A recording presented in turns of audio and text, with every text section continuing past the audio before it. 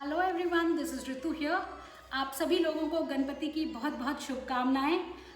जैसे ही ये गणपति का फेस्टिवल अब आने वाला है तो मुझे पिछले साल की याद आ गई कि जब इस पैंडमिक के टाइम जब हम लोग कहीं बाहर नहीं निकल रहे थे तो मैंने घर पे ही फूड आइटम से गणपति जी बनाए थे और वो बहुत ही सुंदर बने।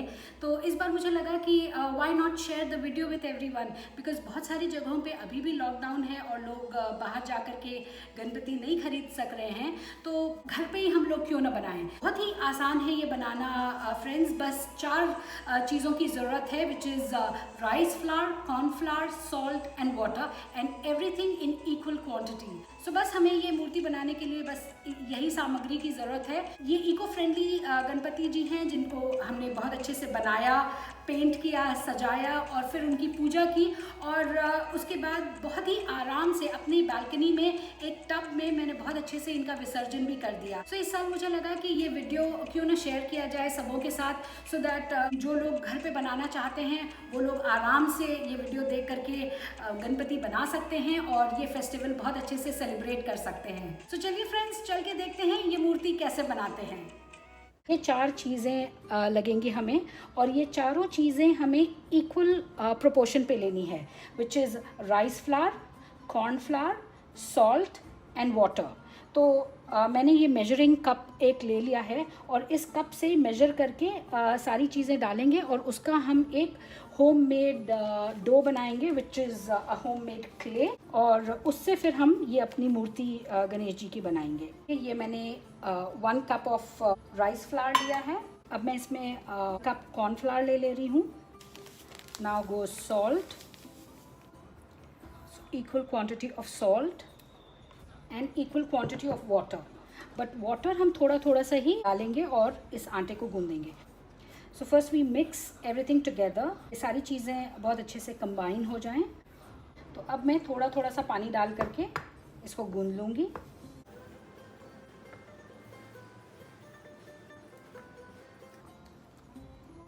दिस इज़ हाउ द आटा लुक्स लाइक। सो ये हमारा इको फ्रेंडली घर पे जो सामान है उससे बना हुआ क्ले डो है, you can call it.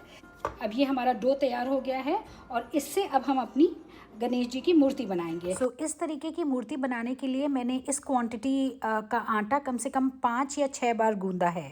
I have already made the base. These are the things which you will require to make some designs. And एक बार इसको और flat करने के लिए you can just have अपनी बेलन या anything, we can just roll it so that ये इसकी finishing अच्छी हो जाए।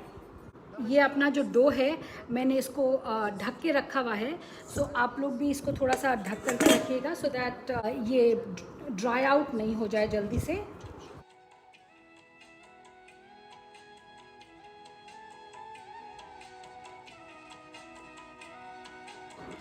So we try to make it absolutely plain and smooth.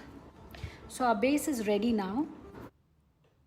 So यहाँ अब हम लोग सबसे पहले गणेश जी की टमी बनाएंगे और उनका बेली बटन के लिए एक स्पॉट हम लोग बनाएंगे और बहुत अच्छे से पहले हम लोग क्ले डो को स्मूदन आउट कर देंगे और उसके बाद जो बीच का पोर्शन है उसको थोड़ा सा हम लोग अंदर ले करके और एक स्टिक की हेल्प से हम लोग बेली बटन बनाएंगे और उसके बाद हम लोग उनके पैर बनाएंगे। सो थाइज़ जो हैं वो थोड़ी मोटी होंगी and the lower portion will be little thinner.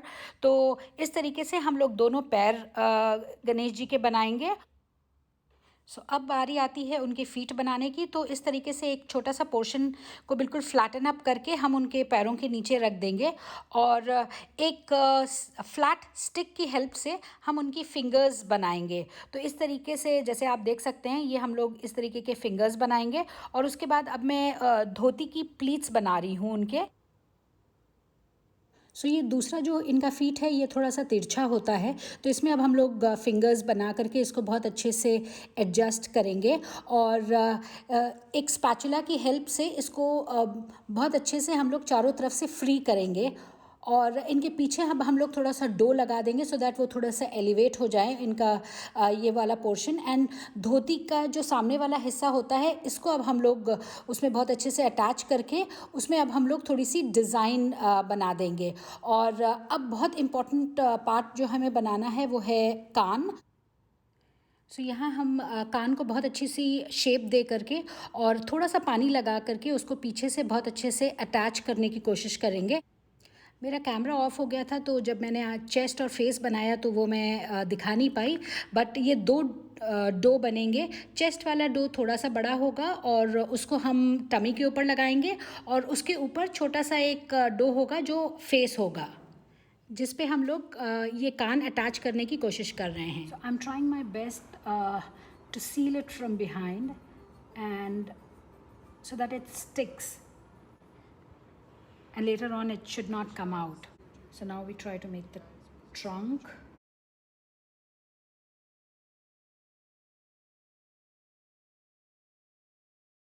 So I guess the same technique again, we need to press it so that it sticks.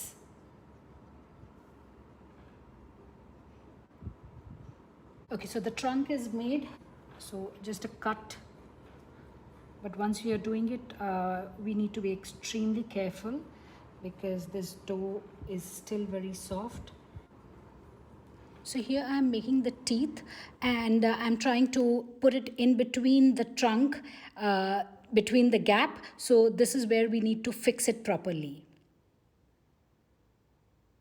So guys, it's very important to have the picture in front of you and keep looking at your picture.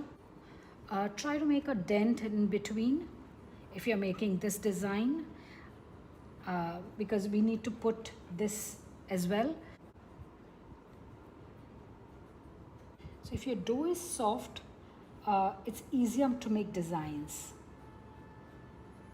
And if you think the dough has become a little dry, just dab in some water and roll it in your palm again.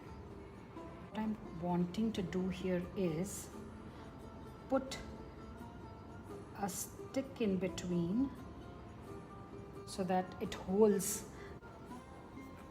So according to the picture we have this design which we are attaching to the mukut, and we are trying to make some designs on it which really looks beautiful when we paint it. So now in the center of the mukut we have this flattened dough which we are going to stick to it, and we'll make some designs on it. So I put a stick like this inside so that it balances and this does not drop. And the place where you see it's drying up, I believe putting little water in there will help us.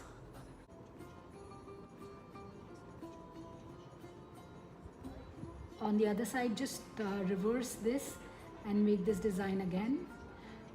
So what I've realized is once we press this more, the design will be better. To be very, very careful.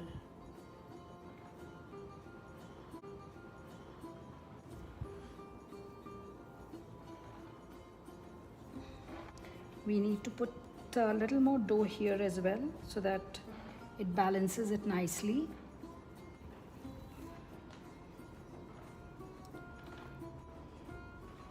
I think it is important to put a stick in here. Maybe I'll put in one more and show it to you guys how it works. So like this, I think we need to put one more stick for it to balance it nicely. See? So it was coming in the front, so now at least it will have its balance now. अब इस stick को cover करने के लिए हम लोग इसमें एक मुकुट बना देते हैं और ये इससे काफ़ी और ब्यूटीफुल दिखने लग जाएगा। सो अब हम लोग हैंड्स बनाते हैं, तो एक छोटे से पोर्शन ऑफ डो को लेकर के हम लोग फ्लैटन करेंगे और वो हम लोग अटैच करके, जैसे हमने फीट बनाई थी वैसे ही हम लोग एक फ्लैट स्टिक से इनके फिंगर्स बनाएंगे। What I've realized is wherever we need nice balancing, I think we should put this stick. So then at least it will not fall down.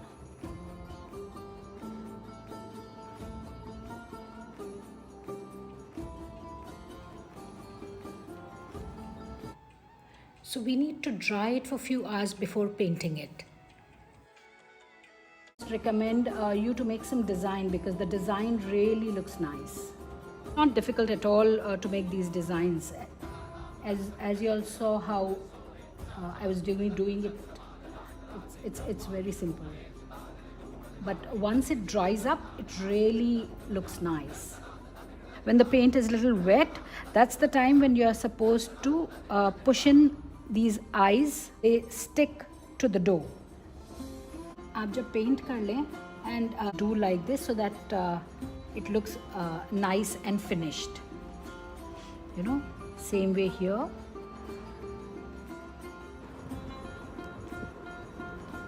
So I had these bindis and jewelry. So these I have placed. आपके घर में जो भी भगवान की jewelry है, bindi है, you know, you can decorate it like this. And I had these tassels, so this is what I've put. A couple of coats give a nice, a better finished look. So I would suggest, let it dry and then you can paint again to give that finished look. The flowers which I have, these kinds, you can take any kind of flowers. Now what I'm planning to do is put them here. So we need to be careful once we are painting. It needs to be dried first and then we add the other color, whichever color we want to. Otherwise, this will spoil the whole thing. So the white and red combination looks very nice. So I'm just trying to put some nice color.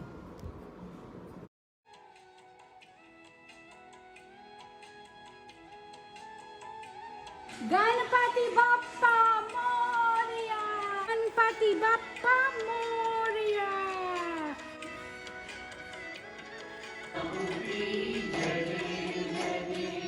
Ganpati Bappa Morya मंगल मूर्ति एक बार ऊपर ले आओ एक बार ऊपर ले जाओ दूसरी बार और अभी तीसरी बार सबमर्ज कर ये